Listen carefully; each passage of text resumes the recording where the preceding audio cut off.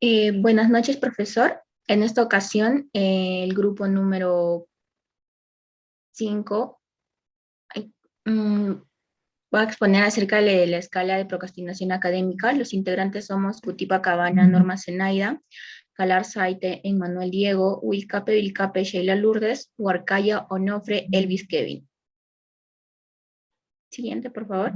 A continuación, le vamos a presentar nuestra ficha técnica.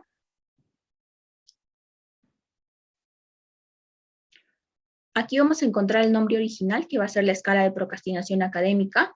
Los autores somos Cutipa Cabana, Norma Zenaida, Galarza Aite, Emanuel Diego, Huarcayo Onofre, Elvis Kevin, Wilcape Vilcape, Sheila Lourdes y Payé Yucra, Pamela Arley. La administración va a ser tanto individual como colectiva y la modalidad va a ser presencial y virtual, teniendo una duración aproximada de entre 15 a 20 minutos, y la aplicación va a ser en jóvenes universitarios mayores de 16 años. La significación va a estar compuesta por la escala, ¿no?, de procrastinación académica, y mide las siguientes dimensiones: la dimensión cognitiva, la conductual y afectiva.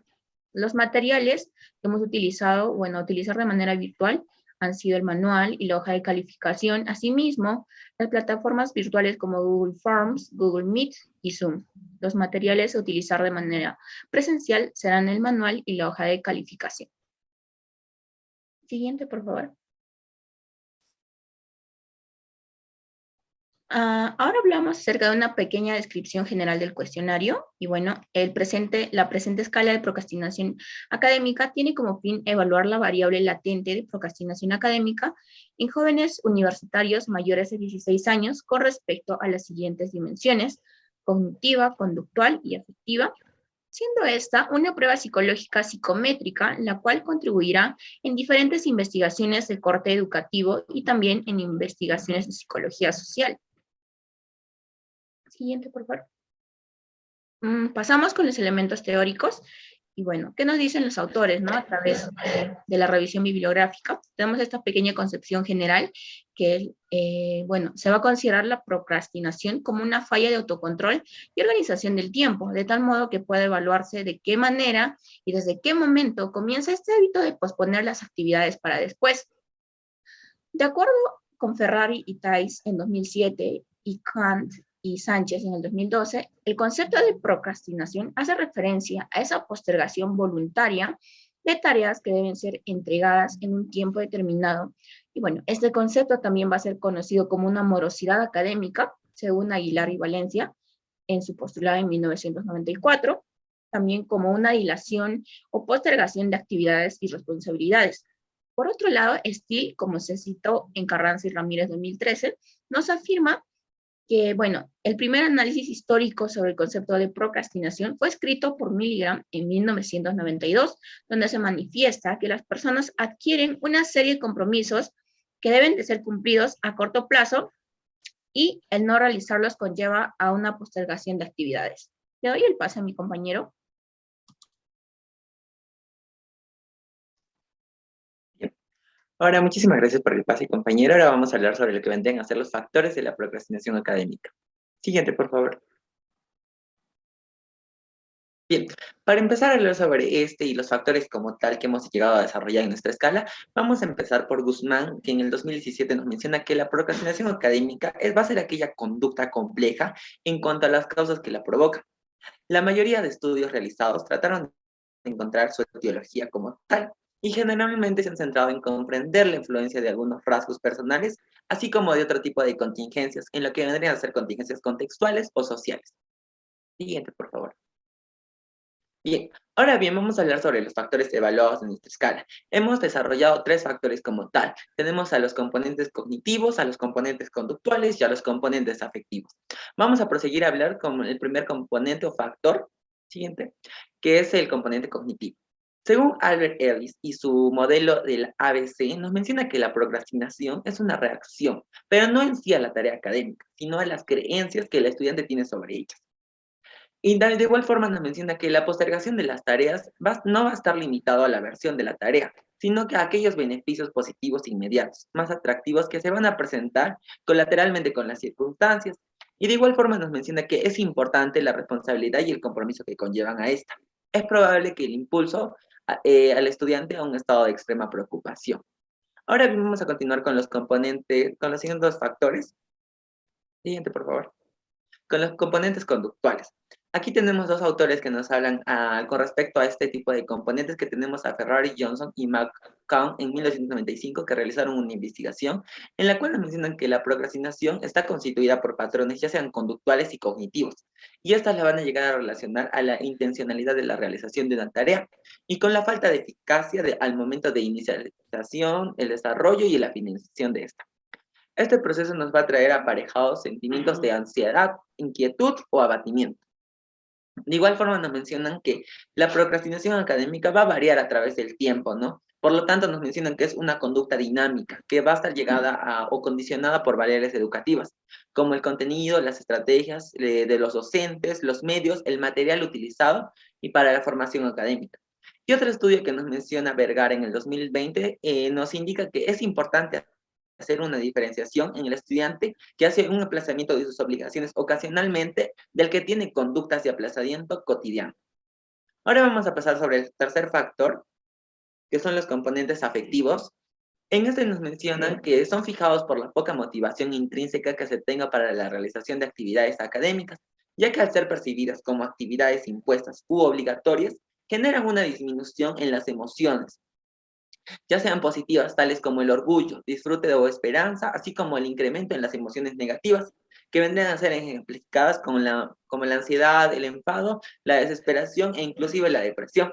De igual forma, en este tipo de componentes hacemos una inadecuada percepción que se tenga de las actividades académicas, ya que este va a disponer a los alumnos en la sintomatología de los estados emocionales que pueden propiciar con mayor o menor probabilidad una conducta de procrastinación. Ahora le doy el pase a mi compañero. Bien, vamos a continuar con lo que es la estructura. Siguiente, por favor. En la estructura de la prueba hemos considerado, como ya mencionó el compañero, 4 variables. En lo que es en la variable cognitivo se han considerado 3 preguntas, 3 ítems. Distribuidas son 2 ítems. En la variable conductual se ha considerado 6 ítems distribuidas en disciplina 2, autocontrol 1, distractores 2 y desorganización del tiempo 1.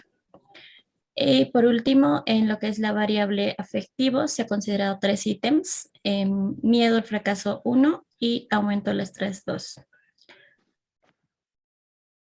La distribución de reactivos, en el factor cognitivo se han considerado los ítems, pensamiento el ítem número 1, percepción el ítem 1 y 2, perdón, 2 y 3. En el factor conductual se ha considerado los ítems del 4 al 9, disciplina el ítem 4 y 5, autocontrol el ítem 6, distractores el ítem 7 y 8 y desorganización del tiempo el ítem 9. Y en el factor afectivo se han considerado los ítems del 10 al 12, con el miedo al fracaso el ítem número 10 y el aumento del estrés los ítems. Vamos a pasar a lo que son los tipos de respuesta.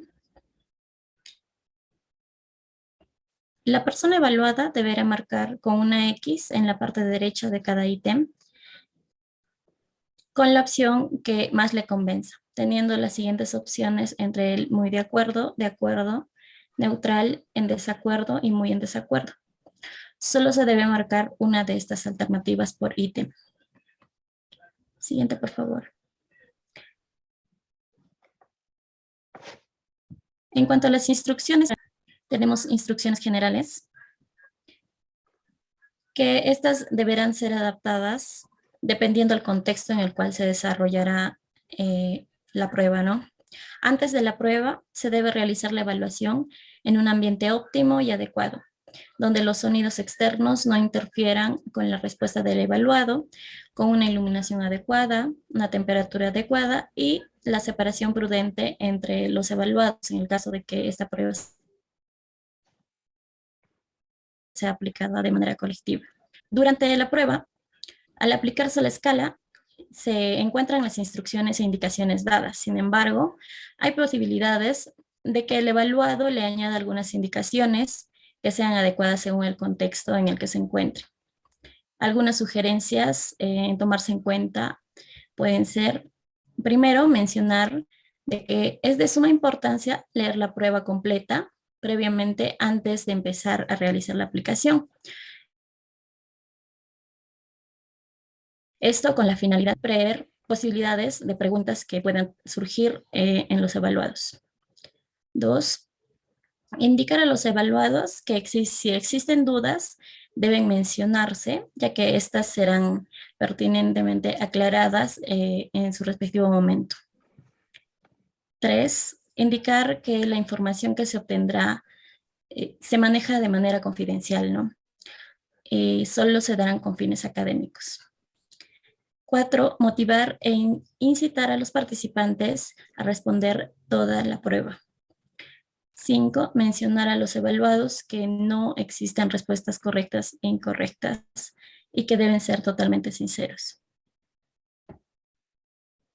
En cuanto a las instrucciones específicas, en primer lugar se pide que se inserten los datos como son el sexo y la edad. Después se le presentan las instrucciones de la siguiente manera. Por favor, responda a las preguntas marcando con una X debajo de la opción que mejor se ajuste a su propia forma de pensar o actuar. Desde el muy de acuerdo, desde el muy de acuerdo hasta el muy en desacuerdo respecto a cada afirmación o ítem que se presente. 3, el aplicador debe revisar los cuestionarios al recogerlos y al final detectar si se ha completado. En el caso que el evaluado deje alguna pregunta sin responder, insistir sutilmente a que responda o indagar la razón por la que no respondió y tomar nota de esto en el formulario. Finalmente, recordar que para ambas modalidades se debe guardar los cuestionarios con precaución y entregarlos al evaluador. Bien. En cuanto a las normas para la corrección o puntuación,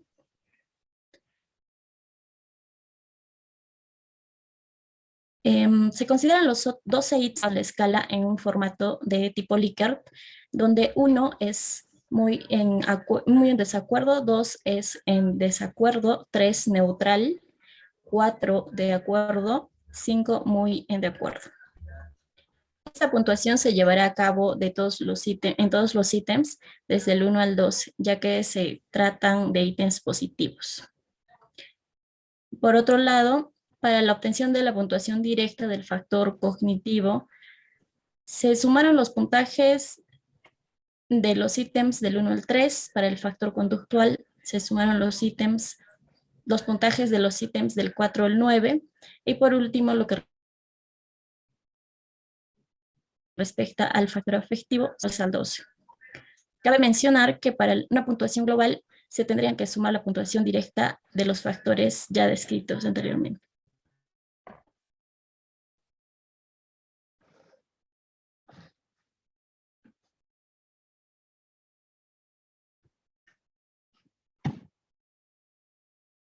Continuando con la exposición, ahora vamos a hacer la justificación estadística. En nuestro trabajo, en la justificación estadística, vimos la validez. Primero tomamos en cuenta la validez de contenido. En lo que respecta a este tipo de validez, en primera instancia hemos realizado por medio de la validez de juicio de expertos y por criterio de jueces. Para esto hemos considerado a 3 expertos psicólogos especialistas en el área educativa, quienes contaban desde 5 hasta 30 años con experiencia en el área. Después de esto, para medir la concordancia del juicio de expertos, hemos empleado la V de Eiken, en el cual se obtuvo valores superiores a 7. Y asimismo, hemos efectuado una prueba piloto con 5 participantes. Esta prueba la hemos llevado a cabo a través de una reunión de plataforma en Google Meet para que se nos pueda brindar los comentarios al respecto de la redacción de los ítems y de igual forma poder medir el tiempo de evaluación de nuestra escala. La siguiente validez que hemos tomado en cuenta es la validez de constructo. En relación a este tipo de validez, se evaluó primeramente por medio del índice de adecuación muestral de Kaiser-Meyer-Olkin, o la KMO. Este estadístico fue de 0.834 con un valor significativo. Por otro lado, en la prueba de esfericidad de Bartlett se obtuvo un valor de 7.28 y 0.351 y un valor de P mayor a 0.00, lo que nos evidenciaría una adecuación muestral óptima.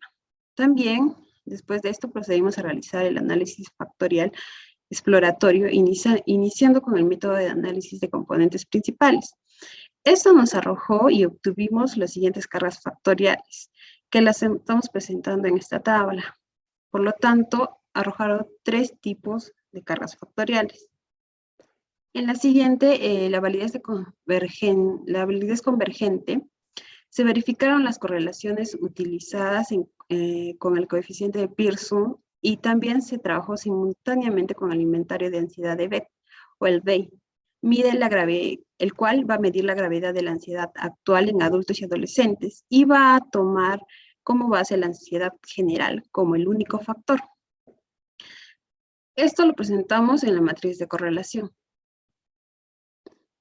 Ahora le doy el pase a mi compañero. Ok, para la confiabilidad pues se utilizó el alfa de Cronbach y también el coeficiente omega para verificar su consistencia interna y también para verificar el grado de correlación y equivalencia entre sus ítems. Ya en la tabla 3 podemos observar, ¿no?, los valores de alfa de Cronbach y el coeficiente omega, el cual va desde 0 a 1, por lo que 1 sería un indicador máximo de consistencia, eso sí de 0. Pero para el caso, bueno, vamos a tener un valor mínimo, sería el 0.7. Y en los factores de cognitivos y conductual podemos ver que sí pasa este valor mínimo. En cognitivo con un 0.72 y el factor conductual con un 0.83. Pero en el factor afectivo no pasa eso, ya que tenemos un valor de 0.62 y no resulta tan confiable. De la misma forma, en el coeficiente omega, el factor cognitivo sí supera esta valla, el valor mínimo, ¿no?, de 0.7 con un 0.74 y el factor conductual con un 0.83. En el factor afectivo, aunque aumentó a diferencia del alfa de Cronbach, este no llega a pasar el valor mínimo de 0.7, pero aún así se considera confiable, debido a que los demás factores sí superan este valor mínimo de 0.7. Bueno, la presentación de las normas interpretativas. Se considera nuestro objetivo, el cual es evaluar, ¿no?, la procrastinación académica. Hemos construido normas y criterios con respecto a la calificación de esta escala por medio de percentiles. Con los dos ítems procedimos a establecer los baremos que nos van a permitir asignar a cada puntuación un valor. En definitiva, pues después de la obtención de los puntajes directos de las dimensiones respectivas, estas van a pasar a ser baremos para posteriormente convertirse en percentiles. Todo este proceso ya mencionado pues se puede ver en la tabla 4 y tabla 5. En la tabla 4 vemos, ¿no?, la conversión de puntajes directos a percentiles, y en la tabla 5 el nivel de procrastinación según los percentiles para la calificación, ya en los diferentes factores, ¿no?, cognitivo, conductual, afectivo, así también como el puntaje total. La procrastinación vemos, ¿no?, si se ubica en un nivel muy bajo, bajo, medio, alto o muy alto. También hicimos la presentación de algunos anexos. Eh, bueno, sería la escala de procrastinación académica, ¿no?, donde va a indicar su edad, su sexo, también va a tener las indicaciones que debe seguir y, bueno, también marcar, ¿no?, si de acuerdo a estos casos, si el evaluado está muy desacuerdo, en desacuerdo normal, de acuerdo o muy de acuerdo. Y también la presentación de nuestra bibliografía con los siguientes artículos. Y bueno, eso sería todo. Muchas gracias.